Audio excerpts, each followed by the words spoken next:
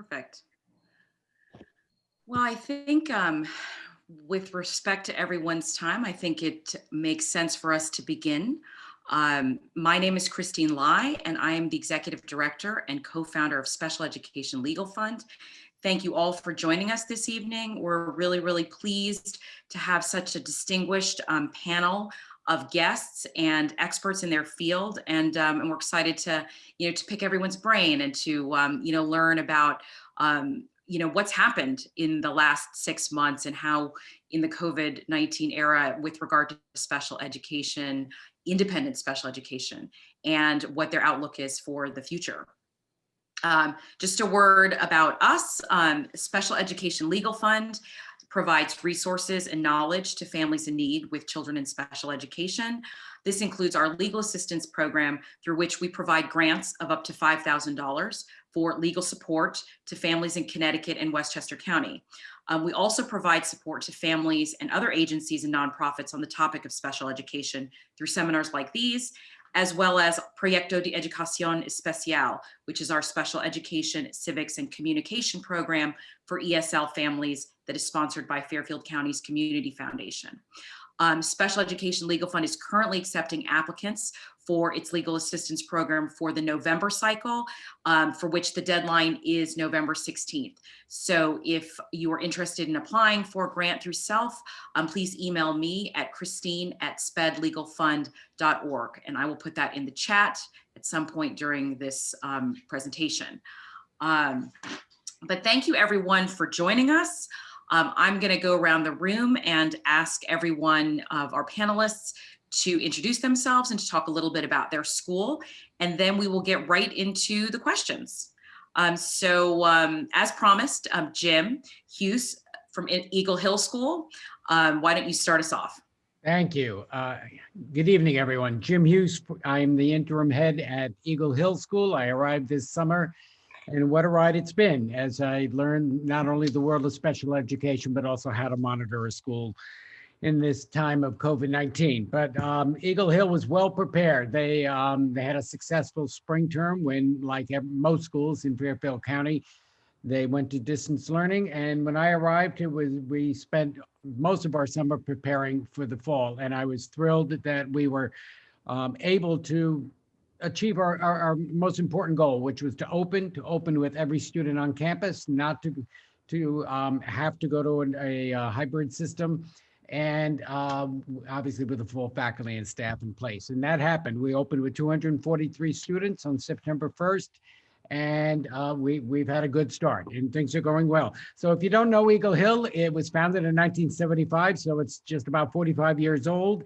It's on a lovely 17-acre campus with beautifully appointed academic buildings, lots of residences for faculty, but it's distinguished by, well, let me explain that it treats students ages 5 through 15, but perhaps the two most distinguishing elements of the school is a very vibrant, not quite early childhood, but certainly kindergarten, beginners, foundations program, they call it, as well as a boarding component. So upwards to about 35 students each year, except this year, board. And it's a 5-day boarding program. It's unique, it's different, and it certainly has impacted the culture of this school.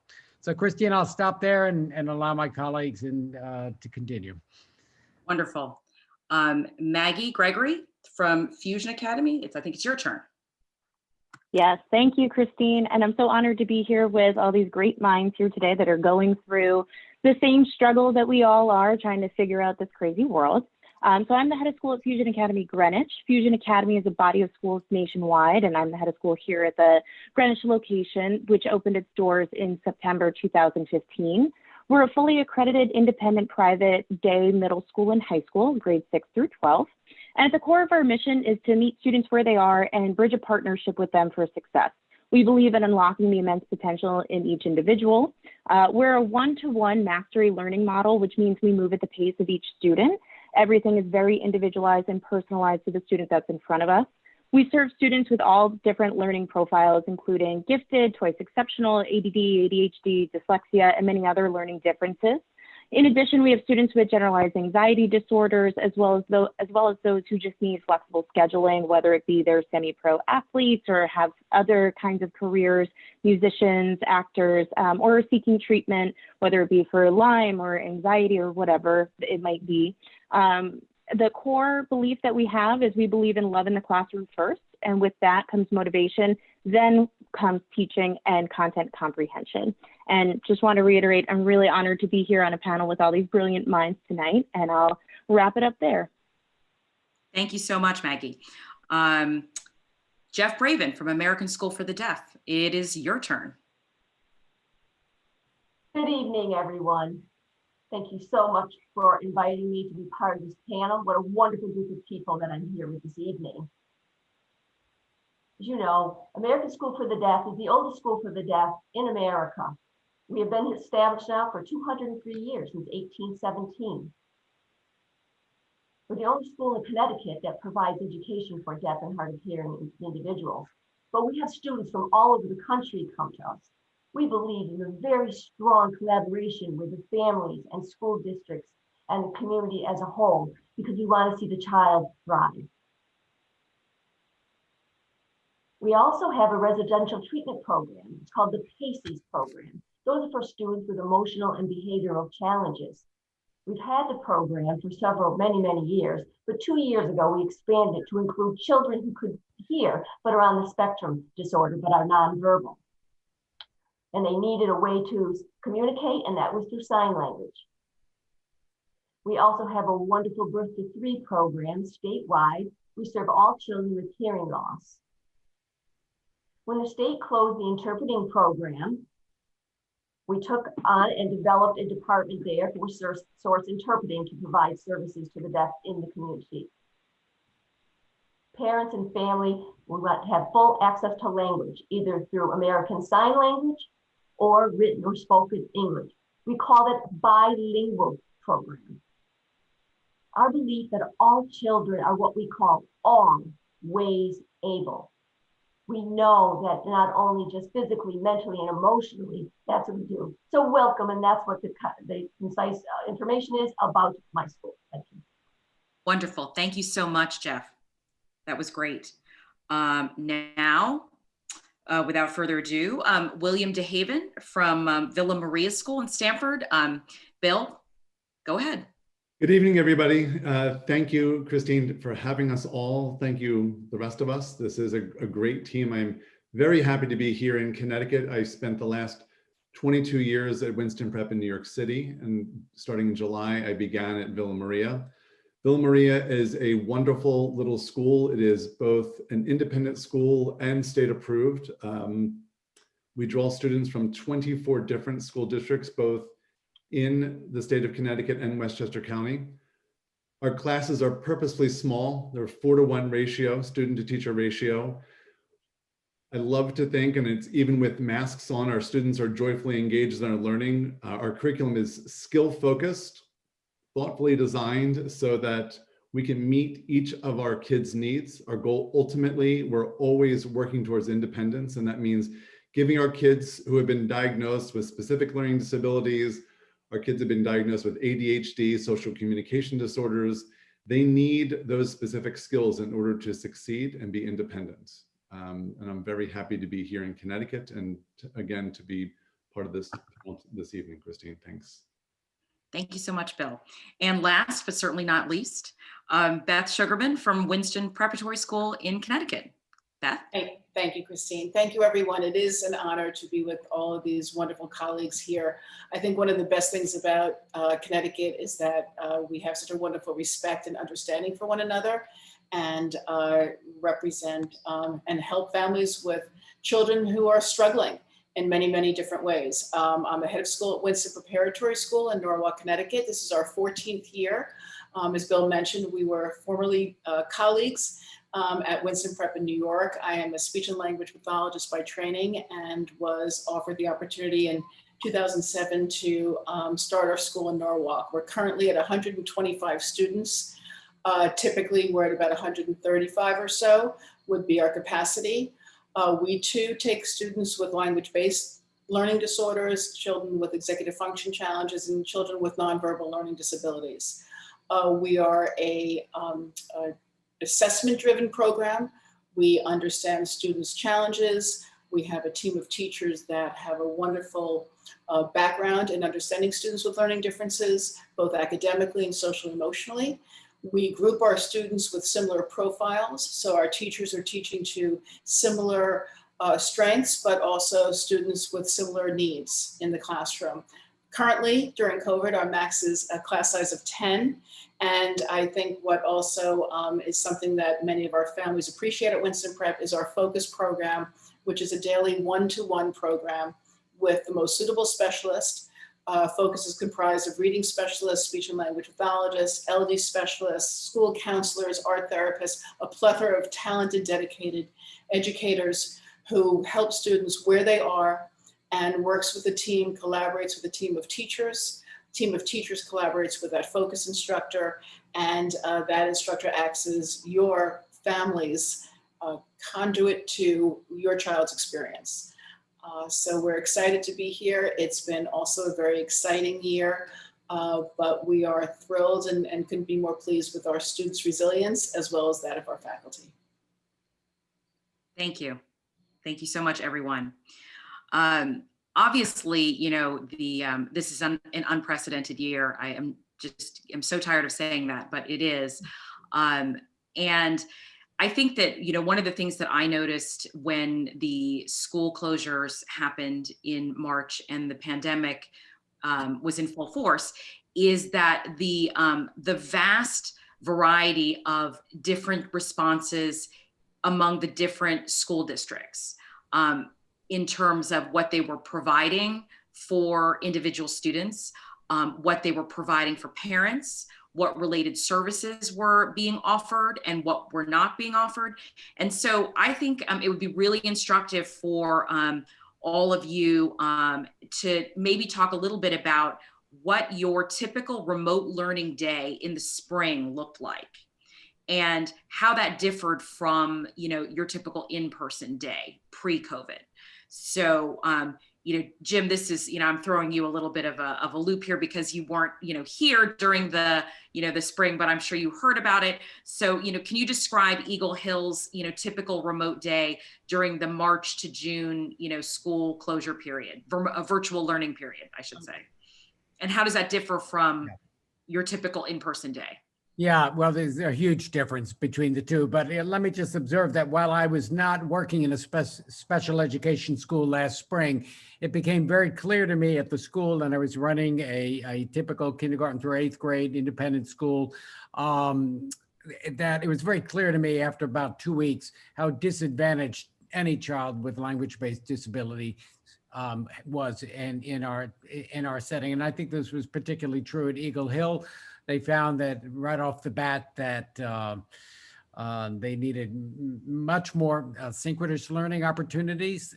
They needed to engage the kids because the kinds of students that we have here are not dissimilar to the other speakers in their schools tonight, that they needed lots of executive functioning coaching. They needed to address matters of anxiety or hyperactivity. And these are the things that Eagle Hill can address, as well as these profound learning difficulties.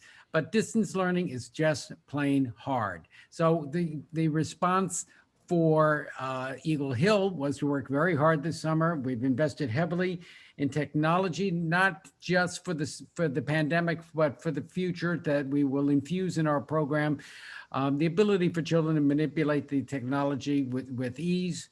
And these are very young children as well, so that they become more, they take greater ownership and own the technology and their own personal learning.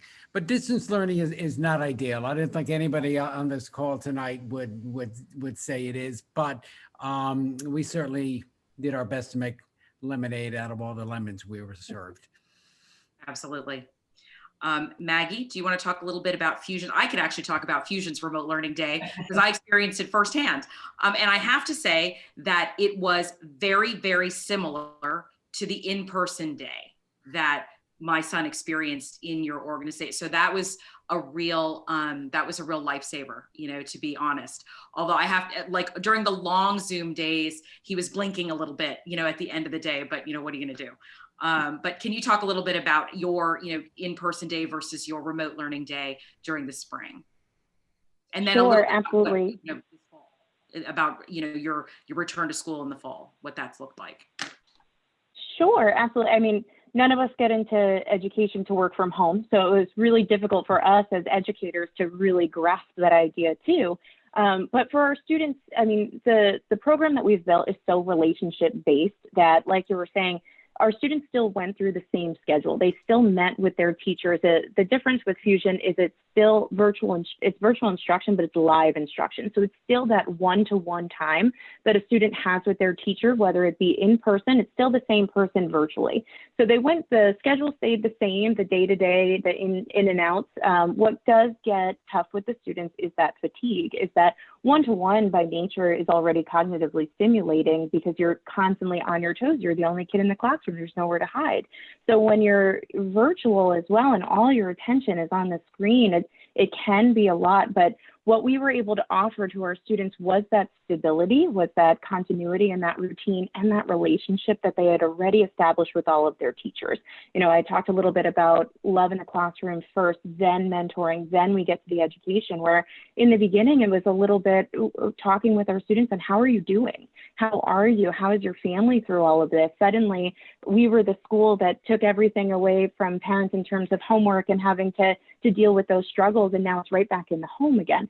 So we did see a little bit of that friction. So a day-to-day typical day for our students virtually, though you still had the one-to-ones, was different because you weren't kind of immersed in the Fusion culture and being in our homework cafe, which is a huge study hall for all of our students to complete their homeworks. We do have a virtual homework cafe, which proved very well through the virtual model this spring, where students can go into that homework cafe, see faces of their peers, play games with their peers, and we honored our lunch hour of 12:30 to 1:30, where nobody does homework that hour, and they just socialize with each other and they just catch up. And what we saw were teachers joining that as well, and kind of creating that new normal. Though everybody was right there on screen and in your home suddenly, it was nice to have that camaraderie back together. And for us, the most important thing that we were able to maintain from in-person to virtual was that relationship with our students and that continuity for them. Obviously, it differed from the in-person because you don't have that boisterous laughing right outside your office, or students sitting and working together, and just the overall day-to-day connections that we take for granted. You know, we had to work a lot harder to maintain those in this virtual world. And now that we're back in a hybrid model, and probably one of the most surprising things that we were able to pull off is it's a completely voluntary in-person model. So we didn't require anyone to come back, neither the students or the staff. We've created a program that works for all of our people in our community. And when you say hybrid, are you is there in-person teaching every day offered if it's desired, or you know, either side could kind of opt out of that in you know, in any capacity? Yes, so we have the way that our model works is, you know, we have 4 full Monday through Thursday days, and then Fridays are a half day or optional for our students. So I'll talk about Monday through Thursday. So families can opt for a 4-day in-person schedule. We do have teachers that come in. I'd say 70% of our teachers are back, where 30% opted not to return. But again, even if a student is in person but has a virtual teacher, they're completing their class on the campus and they can go into the in-person homework cafe. And it's worked very seamless for all of our students. And we've had our virtual model for 4 years. So though this was an upheaval of the entire school, all of our teachers at some point have taught virtually, and that was an advantage that we had going into quarantine this spring, is that our teachers were really prepared to work on the Zoom platform. All of our assignments are digital homework assignments. We have our platforms there, and they really understand that. So though we lacked that connection of in person, I even put out the argument for some of our students that it benefited them more in the virtual model, just because they got to work the way that works best for them. Great. Jeff, can you talk a little bit about your typical day in the spring? Like many of the stories, it's like the light switch all of a sudden changed overnight, and we had to switch what was going on. And it posed a challenge, however, but I have to commend our teachers and the school educators and all the staff. They just rolled up their sleeves and they moved forward. And that was just amazing to see how they were able to transition so quickly to set this up. Many of our students now have Chromebooks, so we were able to distribute them, and we even gave more that didn't have. We invested in more technology. Plus, we have small classes anyway, from 4 to 7 students, so we're able to give more individualized attention to each class. We're on Zoom meetings. It was okay. There'd be sometimes, some 6 people on screen, so they were able to get the support they needed. I know other schools that are much larger, it's very difficult, compared to our smaller classroom sizes. Now, for the families, some didn't have internet access. So what we did, we were able to establish hotspots for them. So that was really something, that was a learning curve for us to be able to go and set up the hotspots for them. Also, because many schools, because they're in particular places, they didn't have access to food. So what we had to do is provide nutrition for them. So luckily we had something called Giving Hands Fund. So the board donates and other people donate to that particular fund. So we would distribute different food cards to family in need, or we would call a grocery store to have them deliver the food to families. Now that was something that was quite different, but we're so glad to be able to provide that type of support to the families. Because of the remote learning, of course, some students were able to manage that learning style very well, but there were other students that struggled. Again, there's many teachers that we have that provide special services, but they went ahead and some would drive to the student's home and work with the child outside with the students to give them the one-on-one time. I cannot tell you the heart that I saw in these people and what they did for our students. In our residential treatment program, it's a nonstop, open 365, 24/7 program. We did not close for a moment. And our staff, over 125, they worked with these students continuously through the whole pandemic. And every day I say, I'm so proud when I come into school to know that I have the staff that I have there to continue working what they have done and with our students through all of this. Now, during the summertime, we did start transitioning some students that we brought, back in, that they were doing remote. We brought them to in-person. We had them tested to see how they were doing, and they were doing pretty well. Then we sent a survey to parents, and 70% of the parents wanted the children to be in person. So we made the commitment and we did the plan for the fall to be reopened full in person. We probably have 75% of the students in person. The rest of our students are remote learning. But we are slowly returning to bringing some of the families back. We want to make sure that the parents feel confident in what we are doing before we bring the children back to campus, of those that have been doing remote learning up to this point. Great. Thank you so much, Jeff. Bill, I know you weren't, at Villa in the spring, but I'm sure you can, opine and comment on what happened and the way that the day worked. Absolutely. I first can say, and I think that everyone here on the panel with me will agree, we were all successful because it sounds like we all have a pretty amazing group of teachers, hardworking, who are willing to do just about anything to make this work. And last year at Villa, that included Marjorie Castro, who was the interim head of school. She had been at Eagle Hill for 10 years. And I feel very lucky. I think the entire Villa community felt very lucky because she came in as if she knew that there was something around the corner and made sure there were Promethean boards and Chromebooks so that when the lockdown happened, Bill and Maria pivoted very quickly to Zoom. It was a very synchronous morning.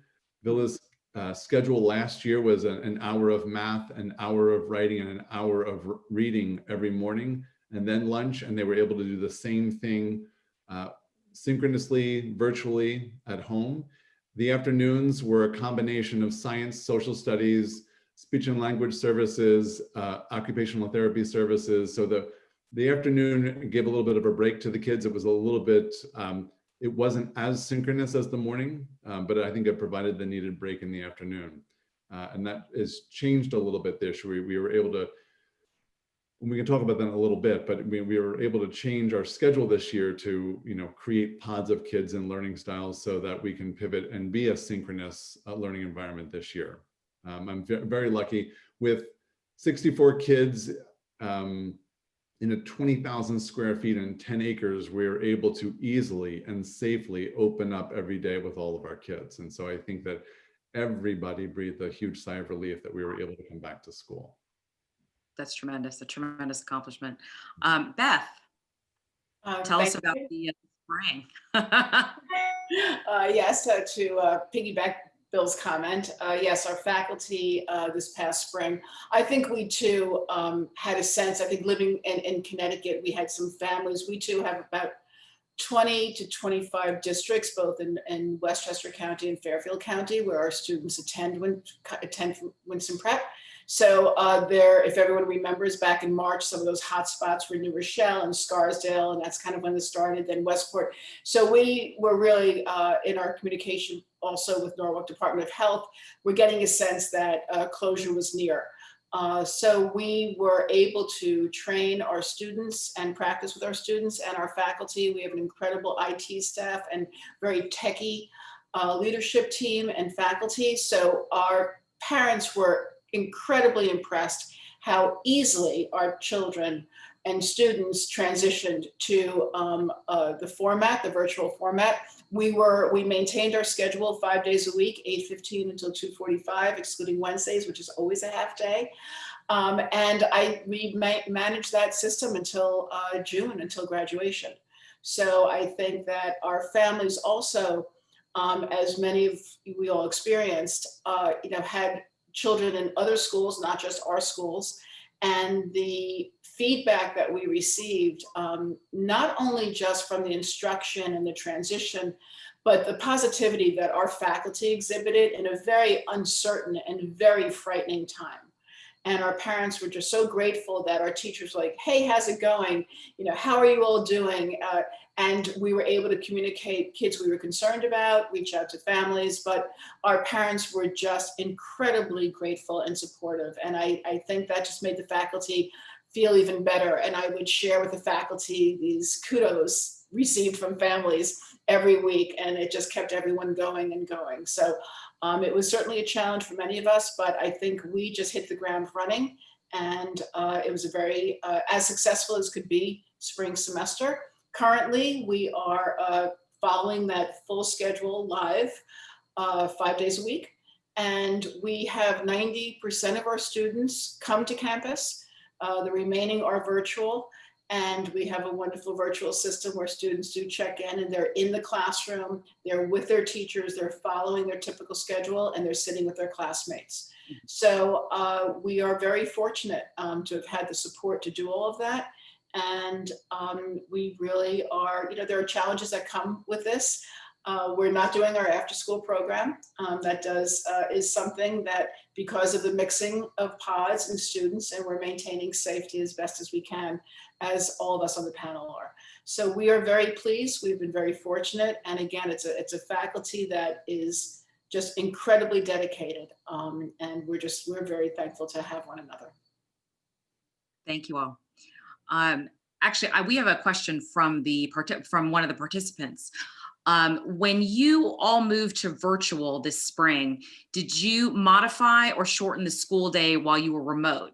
And if you did, would you do that again if we were to go virtual again?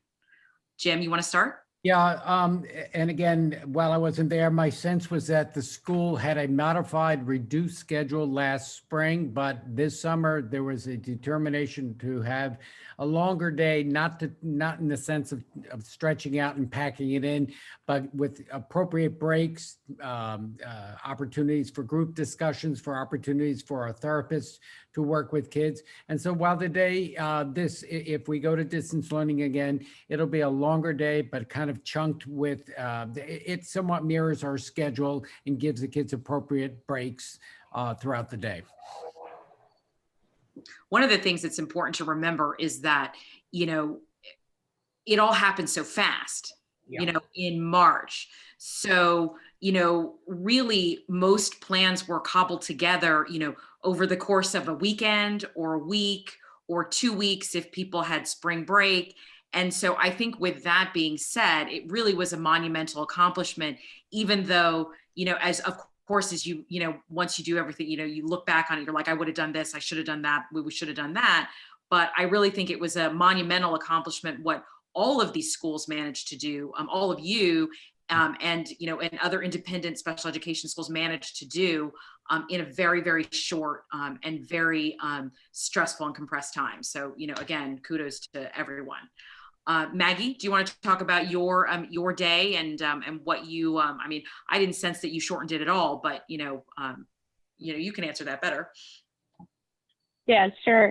So we didn't shorten for the larger group of families, but if we saw that some students in particular were struggling with certain subjects, so because it's one-to-one, one student in every single class, we can accommodate and change and be as flexible as necessary. So if we have a student that's taking a 6-course load, but it's just too much for them virtually, we can individualize that schedule to be appropriate for them. So if that means that this student just can't do math virtually, maybe we take math off the schedule for now and we bring it back when we don't have such a large course load. So maybe we do 4 classes now instead of the full 6. And we are a year-round school and we were virtual through the summer as well. So we did have some students that just spread out their schedule a little bit more so that they could take a break from that screen time. And with each of our classes, we do have an hour paired for their homework in the homework cafe. And Nora, our homework cafe director, she is the MVP of our campus this past spring and really was the glue that was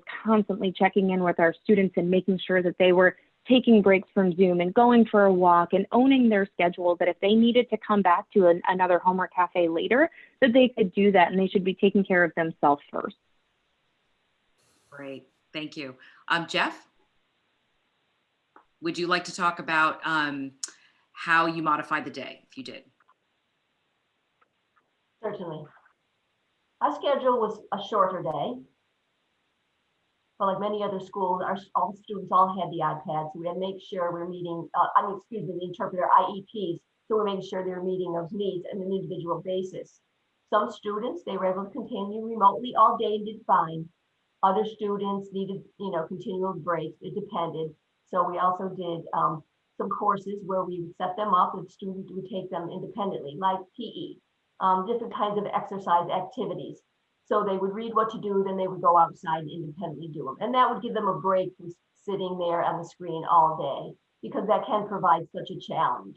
When we transferred into the fall to in-person, well, now because there's more math breaks required, we do give students breaks periodically throughout the day.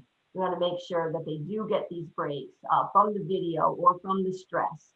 Plus the remote students, we want to give them the breaks as well. It's tailored to each individual student. OT and PT, again, that gives them the break. So we try to accommodate as much as possible with each individual student. Wonderful. Bill, can you talk a little bit about, if you shortened the day and what you would do if we went back to full remote again? Yeah, I think that most of us felt the pressure.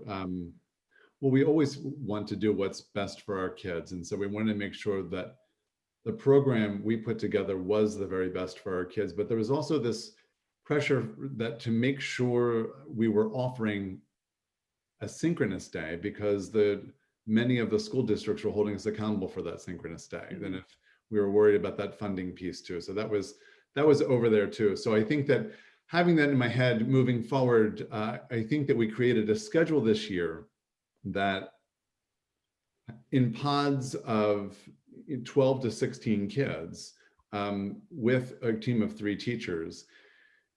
We're live now, which has been amazing, but always preparing for virtual learning. And to give you an example, we are going to be virtual the week after Thanksgiving.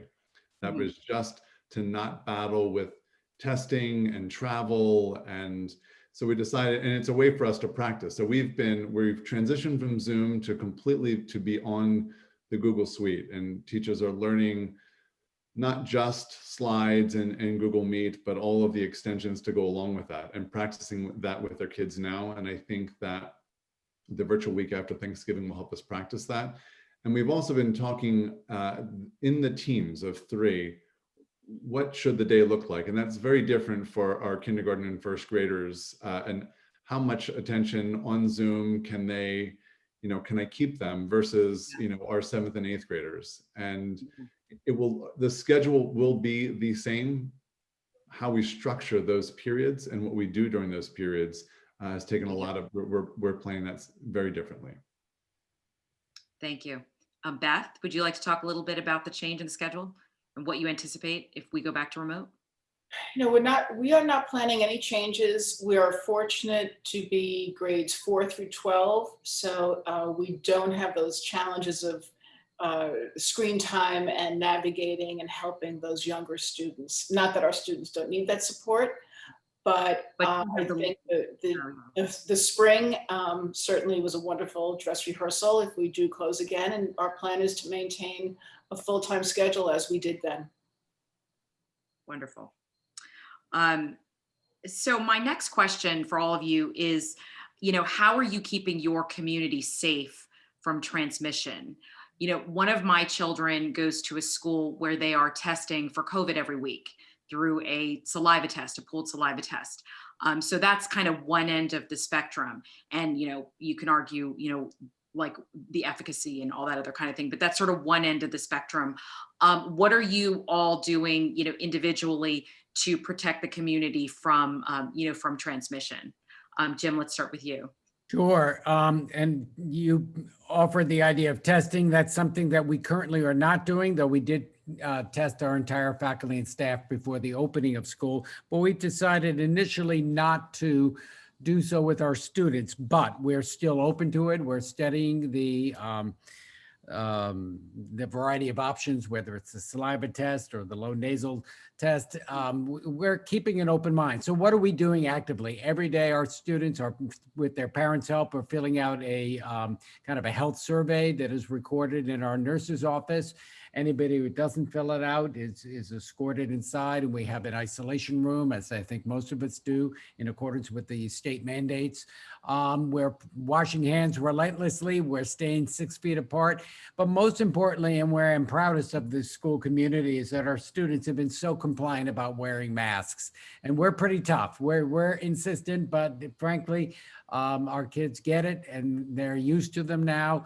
And again, Eagle Hill has quite a few students below the age of 10. So, and the youngest being 5 years old. So we worried and we're concerned and had all kinds of strategies for helping the students keep their masks on, but frankly, we didn't need it. Our kids have been very, very good about that.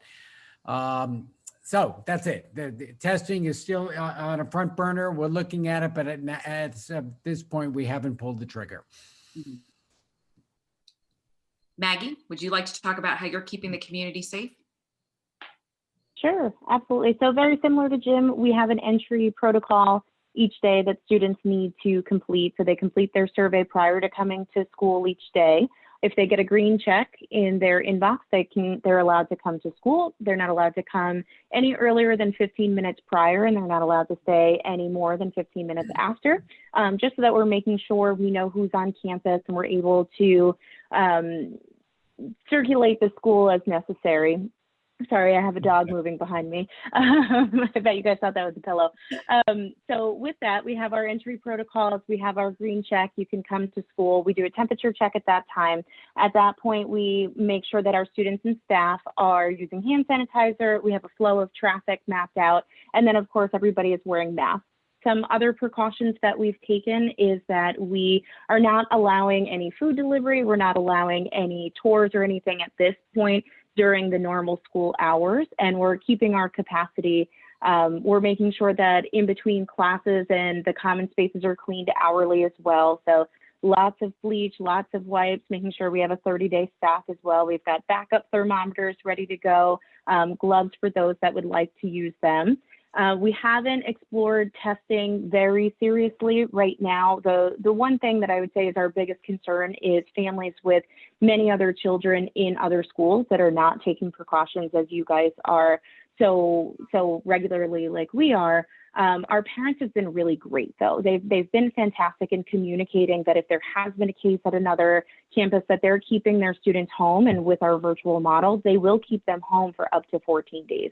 We've had instances where families, the schools have traced their other siblings back to those classrooms, and right immediately they've let us know. The 2 instances that we had were not on days that the students were coming in.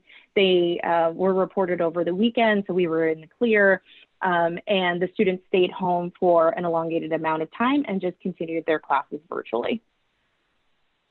Wonderful. Jeff?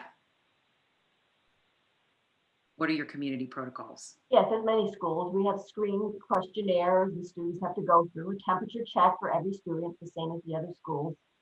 And honestly, like the masks, I'm so impressed with our students. They're the best. They use them all day because their need to communicate. So we are using clear masks, of course, and the students are using them, and we motivate them with different kinds of different things like we give a sports mask, clear mask, Halloween mask, different things to encourage them to use the mask. And it seems to be working well. We're very lucky where our school is. We continue to have full contact with each family. We have a counseling staff that connects with the family. We know if there's a possibility or if there's been exposure or something like that, we can quarantine the student or they stay home. So we're managing the best that we can, but we have a plan for all that we can, that we know so far that might come up. It was a challenge at first to go through it week by week, but as far as cleaning, now in the past, we did maybe 2 or 3 staff that would clean. Now we have a designated cleaning staff for each building to make sure that they're not contaminating the other buildings as much as possible. We use the soap and water, after that then the disinfectant, and then the hydrostatic spraying and cleaning, and we do that daily to guarantee safety for our students and staff. Wonderful. Bill? I think you're going to hear a very similar story from me. We start our day with a health survey.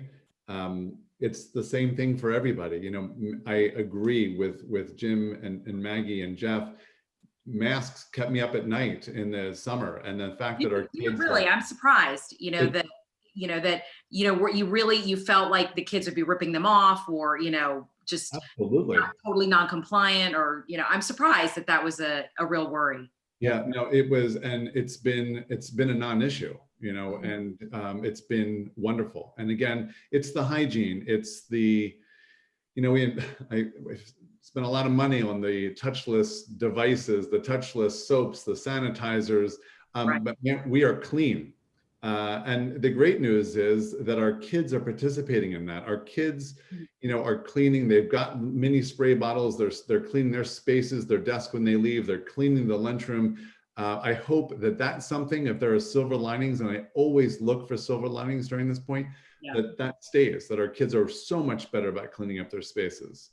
So it's masks. You mentioned something that I want to go back to, but I'll let you off the hook. I'm going to get Beth first.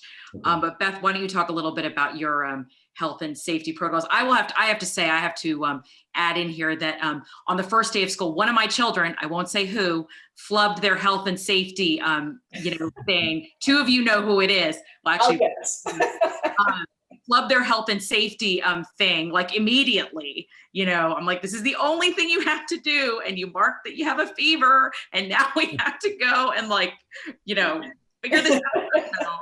But now I know what to do. So that, I guess it was a good dry run, but why don't you talk about your protocols? Very similar. We have our health screening, temperature, symptomatology. We have also air filtration systems in every room. Mm-hmm. We have hired a full-time on-site cleaning individual who's remarkable. Mm-hmm. We also twice a week do the spray down system, Wednesdays and Sundays. And as of next Thursday, we are implementing through JCM Analytics We will do weekly testing of our students.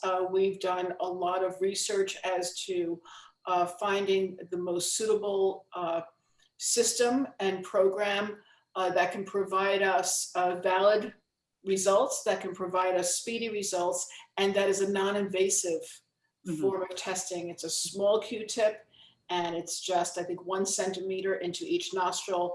I took our school nurse today. We visited every class. We described it to the students. We're going to do kind of a dress rehearsal next Wednesday before we implement the system on Thursday. But I think with winter coming, with the numbers kind of being a little bit questionable of late, with the holidays and with flu season, anything's possible. So we're trying to do everything that we can to maintain the safety of our students and their families, and certainly the safety of our faculty and staff. Wonderful. How much did all this cost? Well, are we allowed to say, Bill? You know, Not inexpensive. Expensive, a lot of money. Yeah. A very nice beach house for all of us. Yeah. Agreed. I mean, it really is a lot of money. Yeah.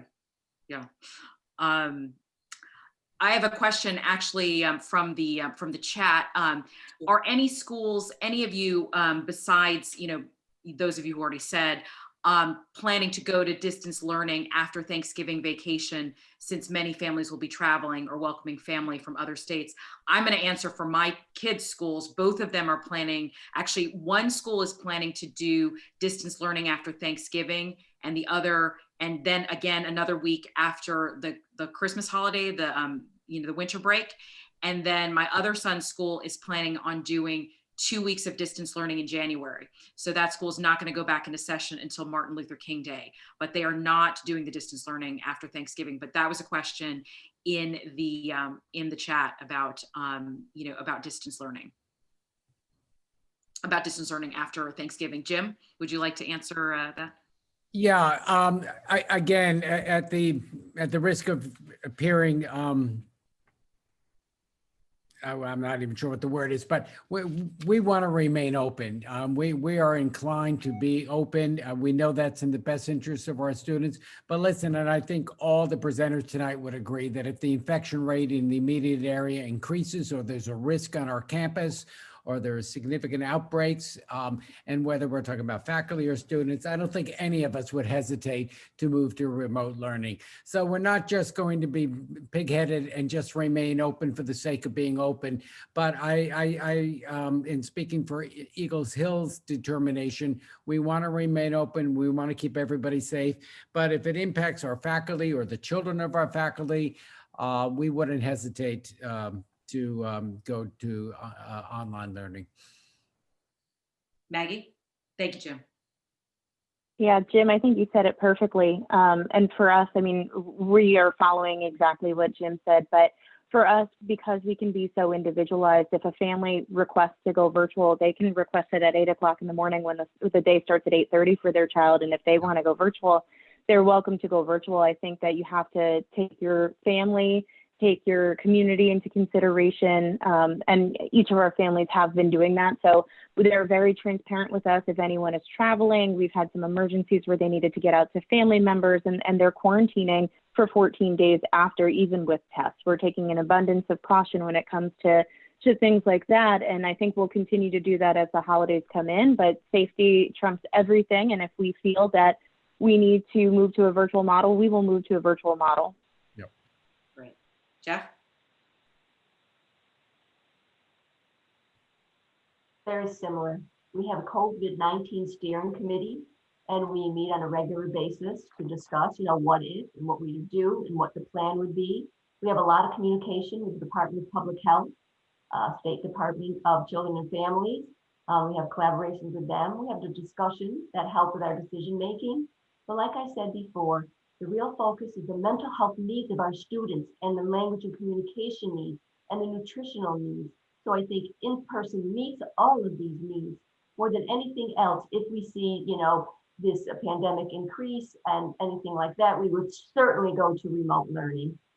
Same as travel. If someone travels, we follow the state guidelines that have been established.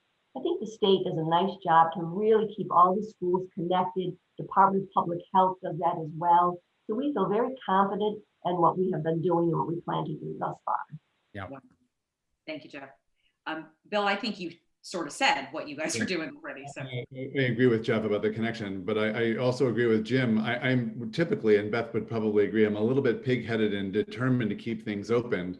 But I think that the state has done a great job. And I think the state of Connecticut really has done a wonderful job keeping us all informed. And the fact that every Tuesday and the Tuesday before Thanksgiving, they could change the state that you're coming to. And we had a couple of grandparents come up to help out. And the state does not talk about if I'm coming from a COVID red state into Connecticut and taking care of my grandchildren there was a lot of that going back and forth. And I think you're damned if you do and damned if you don't at some point. And we decided that we would go virtual. Again, we have a COVID committee, and we decided together, with parents included, that we would take that virtual week off. And we're also, with the teachers, treating it as a week to practice what a different kind of schedule will look like, a more full-time schedule. Yep. right. Beth? Yes, to Jim and Maggie, and I think we all agree. I think Winston does not have anything in place. It's certainly a discussion that we're having, and like everything else, we'll kind of see what guides us and make the most informed and safest decision. I'm curious, Christine, you shared your son's schools providing different plans. What do you as a parent think of that? I'm kind of curious what the parent perspective is. That's a great question. Obviously, every day in school is a gift, at this point. I really feel that way. Every day that they're in school, having the in-person experience and having the peer experience is a gift, because I know, what the other side of it looks like. I have mixed feelings about it, honestly. In the one case, with the one school, my main issue with it was that it was decided very early. It was decided in at the beginning of October, which I felt was a little bit early.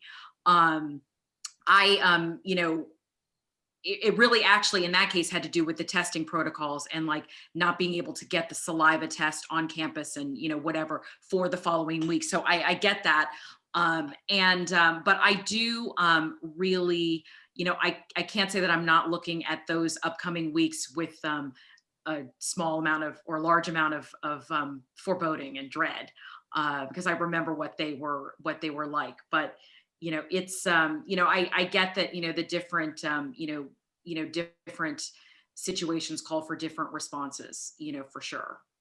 And both of those schools are in New York. I should preface that by saying. And if I could just, sorry, if I may add to that, I think that in the spring, the 3-month closure was so unexpected.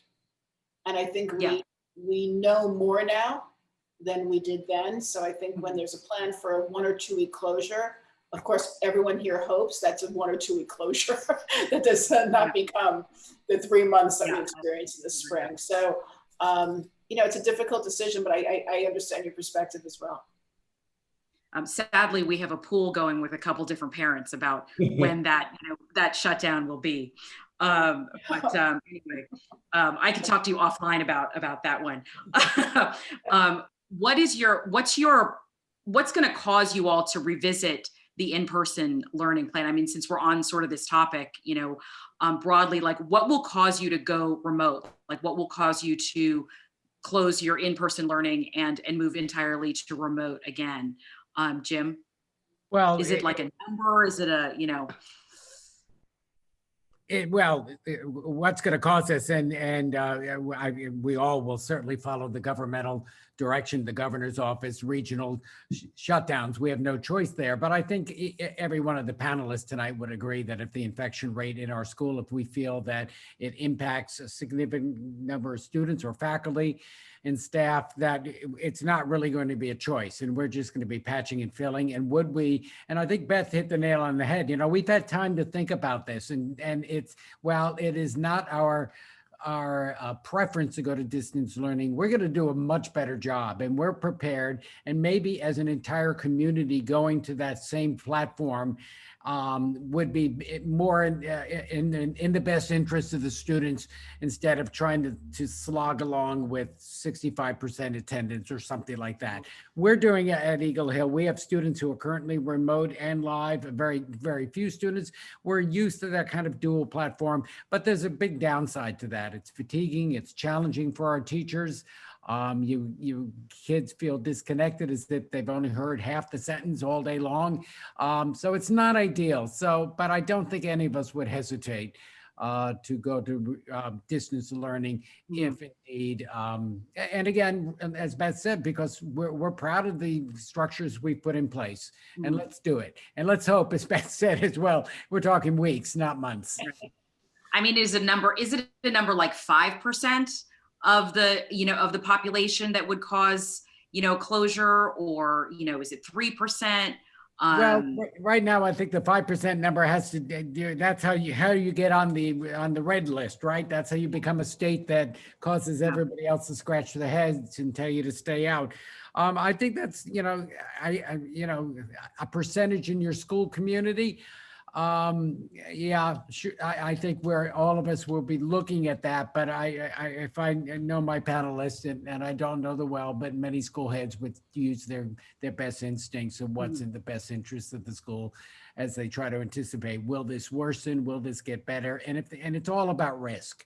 I don't think we're going to wait for a certain magic number to appear on our dashboard instruments. No, that's fair. Maggie, would you like to Yeah, address I have that? to say, sure, it's very easy to go after Jim. Jim has the greatest answers. But I agree. No, and I'm the rookie here. Yeah.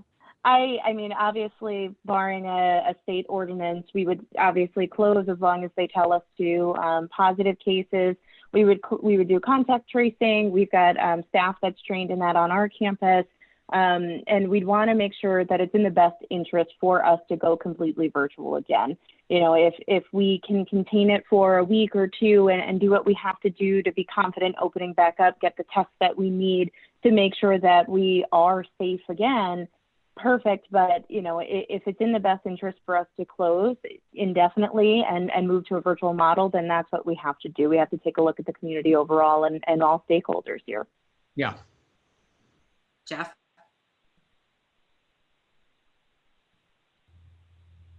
I think all of us focus on the health and safety of our students and staff.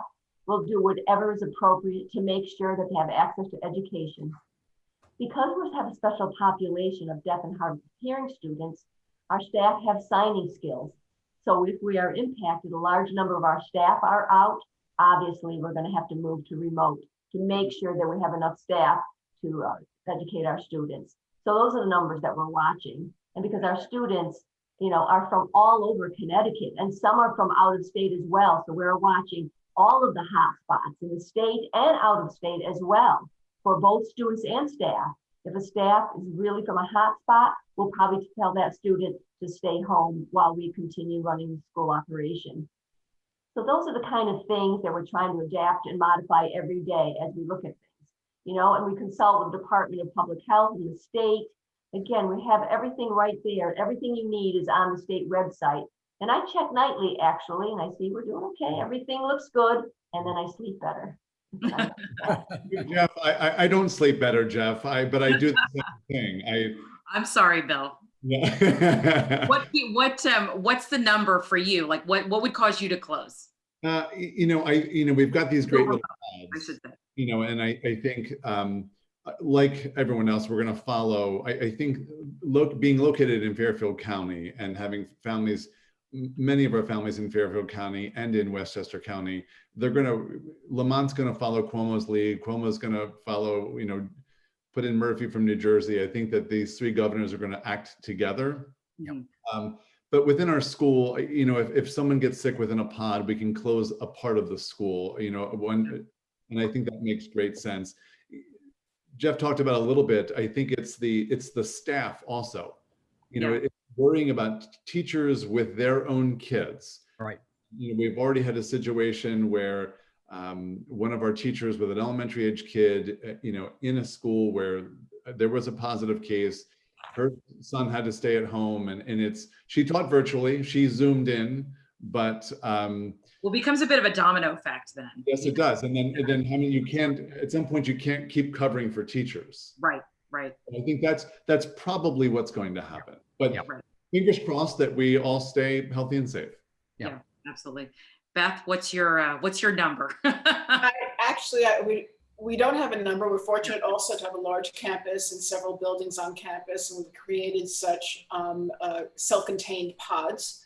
So I think it's always a function of who, what, and when. But I also have Deanna Demore, who is our contact at Norwalk's Health Department. Her number's in my head, and as is her email. And she was a tremendous guidance for us back in the spring.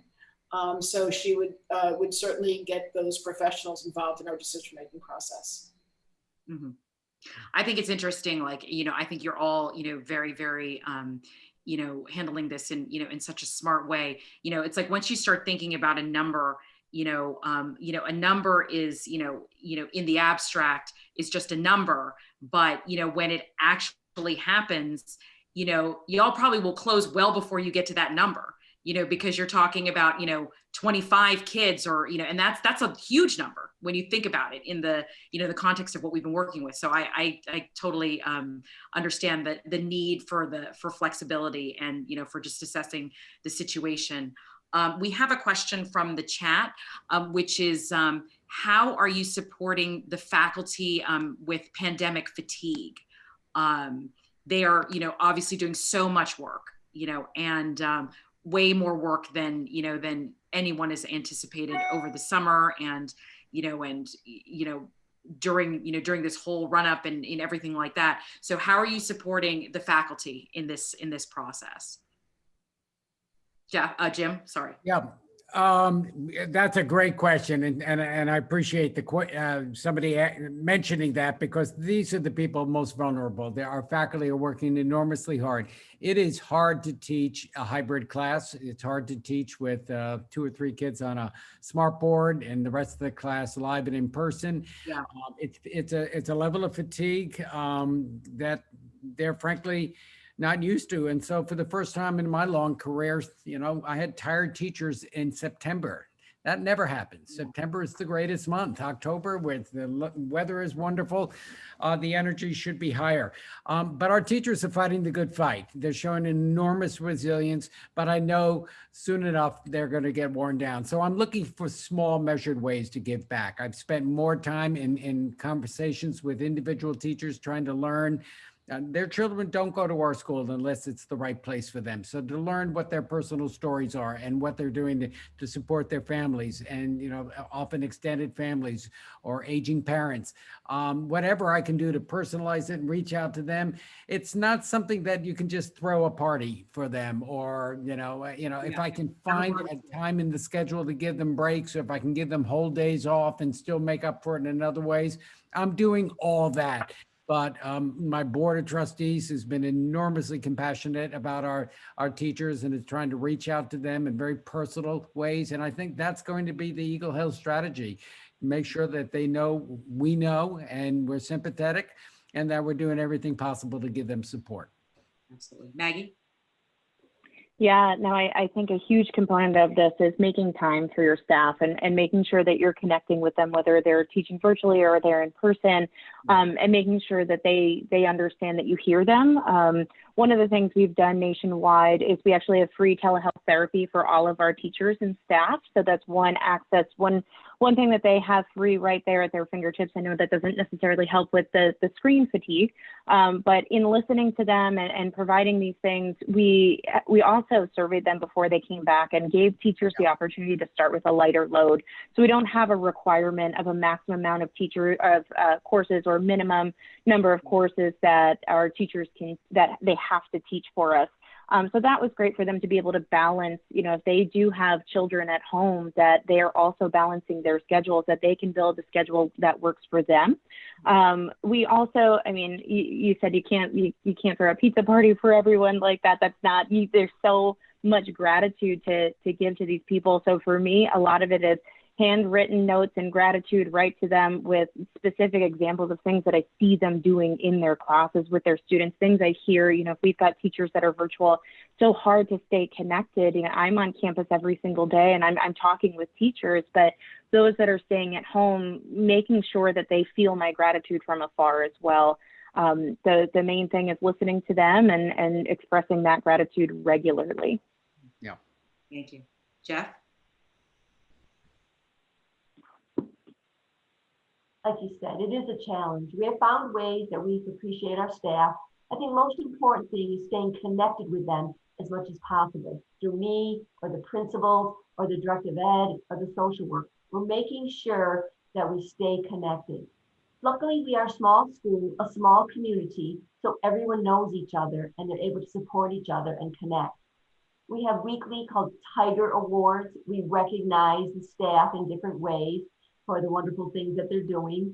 We give breaks as much as we can. Luckily, our school has a camp in Salisbury, Connecticut.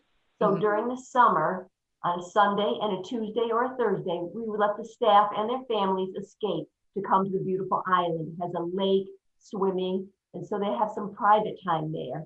We would allow up to 5 people, family members, to come and let them come to enjoy and have a break. Same with my administrative staff. I let them have opportunities to go up to the island so that they can have a break. So there's some different ways. We try to be creative. One day I just decided, instead of my normal staff info session, I called it Jeff's Day of Jeff's Day of Giving. Then I gave away different things. We did green screens, Chromebooks, iPads. I gave out watches, whatever. So again, the teachers, I wanted to give them the break because during this whole COVID-19, it's been the same thing. So we're trying to provide some distractions for them. But yes, it is a challenge. But again, we're so very grateful. It's the most important thing that we can do is let them know the gratitude that we feel for them every day. Wonderful. Bill? I'm going to echo everything. I think that it is, especially in our schools, we already have these wonderful communities, and staying connected with our teachers. It's been that much more important for me as the new guy to make sure that I am connected with everyone. So I think that being in connection, I am feeding everybody. I just started a couple of weeks ago. We all just decided that we were missing one another. Each little team, I have 5 pods, and they were taking care of one another, but they weren't seeing each other because on opposite ends of the building or in a different part. We had a wonderful opportunity because we celebrated the retirement of Sister Carol Ann. Many of the folks on Sister Carol Ann was the heart and soul of Villa Maria for a very long time. She's now back in Reading with the Bernardine Franciscan Sisters. And so that was the first time we kind of got together, and we were socially distant. We were very careful, and then we realized we could do this. So we did it again today before parent conferences. And I think that getting everyone together just so they could see and talk to one another, the things that we were so used to doing. Villa has a wonderful, morning meeting tradition that we were unable to do because I can't gather all of my kids together. Yeah. We're doing it virtually. And during those meetings, standing up and recognizing one another, the teachers as well as the kids during those meetings has been, I think, wonderfully important for our community. That's a great point, which is going to segue into our last question. But Beth is going to talk about how they're supporting the faculty at Winston. And congratulations to Sister Carol Ann on her well-deserved retirement. Yes, absolutely. Carol Ann was one of the first, Sister Carol Ann was one of the first people I met when we investigated opening Winston Prep here in Norwalk. So she's been a friend for a long time, and wish her the best. I think what's important, just to, of course, agreeing with our panel and our colleagues, is I think we have to honor and name how difficult this is with our faculty. I think to be cheerleaders is important. That's certainly our job and always has been, but I think we need to validate this. This is a struggle. This is challenging. This is different. This is really hard. And that it's all about sustainability and that we're going to make it together. Yesterday afternoon, we had a gathering out on our campus, and it was wonderful. We have our 75 Adirondack chairs, and we brought in beverages of all forms, and just also, everyone received an Amazon gift card. Everyone, we bought these cute Winston Prep mask necklaces, and everyone got a little. All this. Like all this. Well, you have to make it. It's like we're in this together, and people need to feel appreciated and recognized. This is very hard work. I think Jim pointed out that you're not just navigating a classroom, you're navigating people at home, you're navigating technology. It's different, and it's a lot. So I think just telling teachers that yes, this is hard, and we are in this together really makes a difference. Jim had actually pointed out a unique aspect of your experience is that all of you have schools in which the teachers' children would not necessarily attend unless there was the specific need. So there's definitely, in all of your cases, your faculty will have that sort of asynchronous experience with their children being in the district public school and being on remote, or being in another private independent school for neurotypical kids and being on a different schedule. So that's an important thing that I think came out, which obviously we all have to remember, and it applies to all of us. I'm going to piggyback on a question that came in the chat, not ask the entire question, but how are you maintaining the sense of community for the students? Because obviously there's a lot less free time of necessity. There's a lot less, I think sports for many schools are out of the question. Afters are out of the question. All of these are the lunch has been severely constricted. Gatherings are not really happening. So how are you maintaining that sense of community amongst the students and allowing them to connect with each other during during a school day? Jim, why don't you start? Yeah, I think we'll all agree that distance learning forces our kids to be more isolated than they should ever be. And that's something that worries us. And the thrill of having them back on campus meant they were back with their friends and colleagues and teachers. But let's face it, we all agreed with the Department of Education to organize our school into smaller cohorts or pods.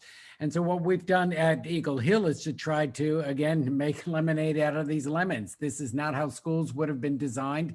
So each cohort has its own identity, has its own name. They have their own mottos, flags. They're just becoming very creative about it. We're celebrating, we've got great plans for Halloween.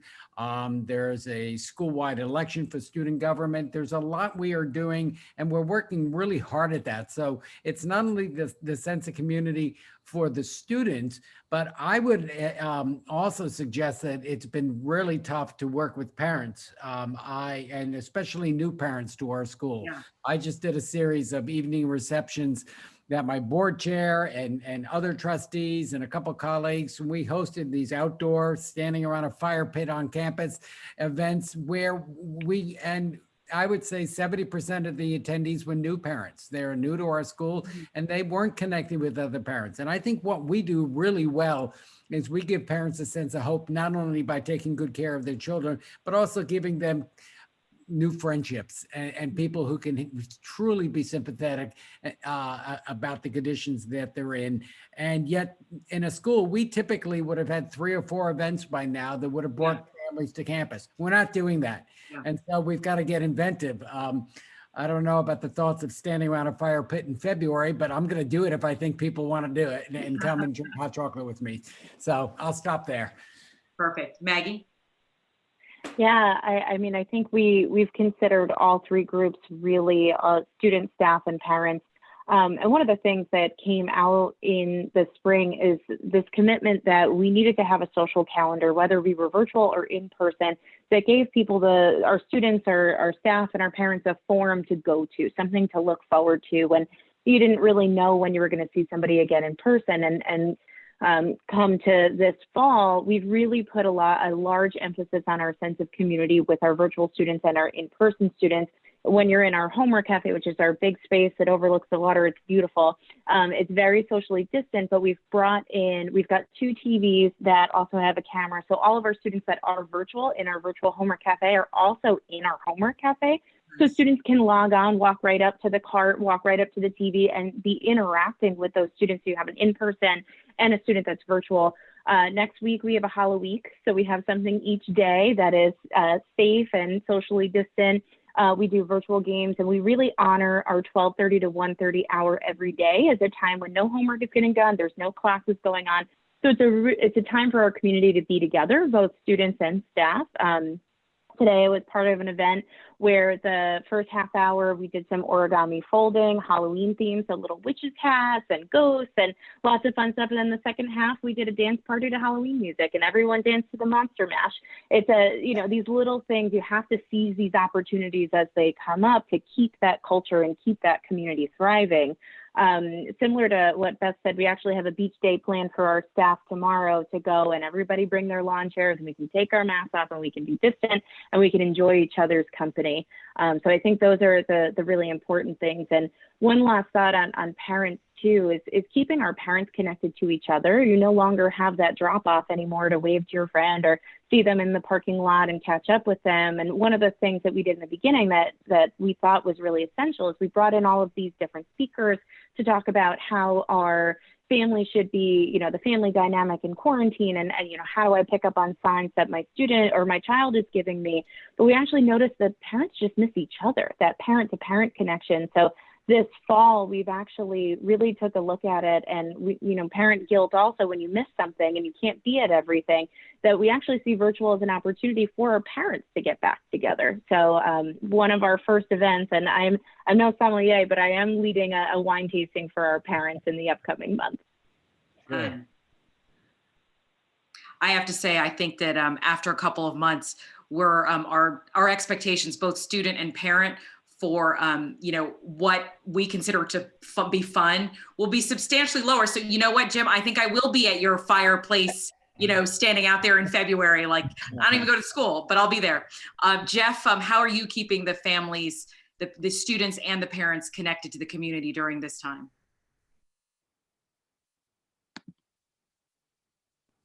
Thank you for opening this panel now. I've gotten so many ideas from all of you that I can now implement in my school, so I really appreciate that. When all of the pandemic first started, I hosted 2 webinars with our students, a live Zoom. We were able to sit down and talk to the students, just to chat with them. No teachers, give them a break. I wanted to chat with the students. I told them, go ahead, ask questions, ask me anything. They'll say, Jeff, Mr. Bravin, what does your day look like? What are you doing? Saying you're not doing face-to-face. How do you not having any more meetings? And now I have to explain to them what my day looked like. But they had to understand what we were doing, and I wanted to understand what they were doing. Now, in person, we're so very lucky because it is a small school. Our cafeteria is scheduled times, which allows the opportunity that you can go into the cafeteria with a small group of students, support their needs, let them ask questions and have interaction with them. Now, as far as the parents, our counseling staff has done an amazing job. They're an amazing group of people. They check in with the parents. They provide the supports. Like I said before, they bring the food, gift certificates if they need to. Again, maybe one child goes to a public school every day, and then one child might be in the public school system as a hybrid, and then their other child comes to ASD. And so the parent might be having a very difficult time. So we provide support as much as we can. There's things that we do every day. We'll call them just to check in. Luckily, our PACES program, the students are there, like I said, full throughout the year.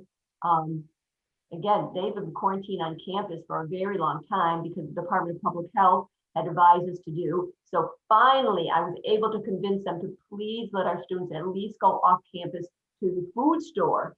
So one day a week, they are now allowed to, making sure they're following all the social distance protocols and all the strategies that they told us. So at nighttime, they're able to go into the town to get some shopping or some food. So we're trying to encourage them more in that way and provide the feeling they feel connected with the community. Wonderful, thank you. Bill, what are you doing to keep your students connected in this time?